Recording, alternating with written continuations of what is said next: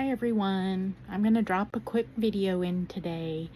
I am processing my sunflower baby quilt and getting it ready. This quilt took about 2 hours to sew the front, maybe 15 minutes to sew the back, and an hour and a half to quilt it. This was a very quick quilt, and the little baby is going to look cute as a bug on that sunflower. If you are interested in this pattern, it is offered free on Mom and Pop Quilt Shop. And all of the cutting instructions are in the description, and I will add a card here so you can go make that quilt yourself. I am choosing to pin base this time. I'm not ironing my top. I've just put it on my portable dishwasher and started pinning it. My long arm has another quilt on it, and because of the heat, I'm not going to be able to get in the garage to quilt it anytime soon. As with any project, wind your bobbin.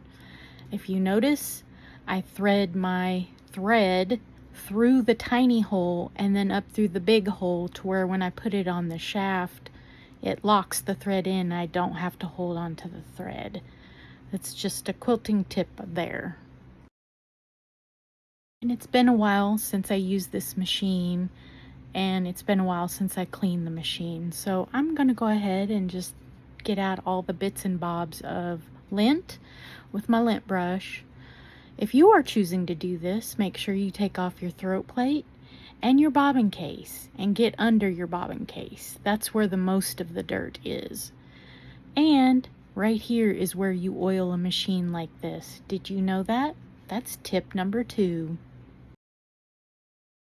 I have installed my walking foot on this machine, and I am taking a piece of scrap and I'm testing to see how my thread does in the 2 layers of fabric.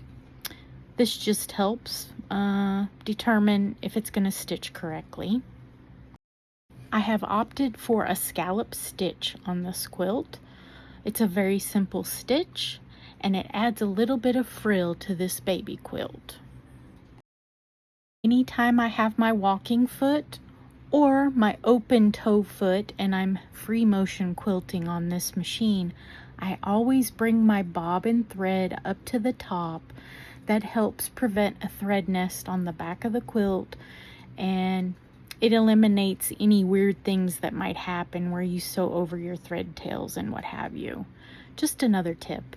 I finally have a really good view where I've ran all of my scalped stitches in one direction and then come back and crossed over those and made a grid of scalp stitches, and it really helped this little girl quilt out.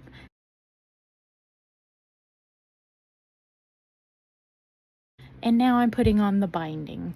Watch closely as I do the corner. Yes, I cut my threads and I restart my thread. Do you do that?